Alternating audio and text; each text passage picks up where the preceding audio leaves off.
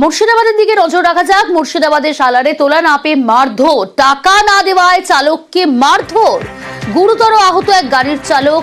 তৃণমূল কর্মীদের বিরুদ্ধেই এমন অভিযোগ, কিন্তু কি কারণে মারধর? কয়েকদিন আগে ব্যবসায়ীকেও মারধরের অভিযোগ অস্বীকার যদিও স্থানীয় তৃণমূল নেতৃত্বের। প্রণব আরো ডিটেল জানাবে। প্রণব, প্রথমেই জানতে চাইব মারধরের কারণ কি?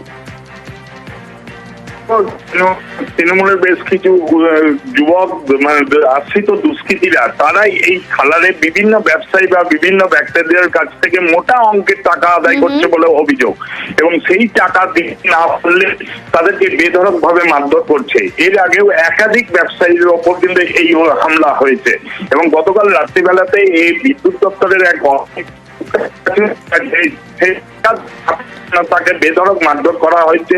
এই মতিউর রহমান নামে এই যুবক প্রথমে সালার ব্লক স্বাস্থ্য কেন্দ্রে, পরে কান্দি মহকুমা হাসপাতালে তাকে ভর্তি করা হয়। যদিও এলাকার বিধায়ক যিনি হুমায়ুন কবির রয়েছেন, তিনি স্বীকার করেছেন এই ধরনের অত্যাচার হচ্ছে এবং পুলিশকে তিনি কঠোরভাবে ব্যবস্থা নিচ্ছেন, কিন্তু পুলিশ কোন রকম ব্যবস্থা নিচ্ছে। সেদিকে আমাদের নজর থাকবে পুলিশ কি পদক্ষেপ নেয়।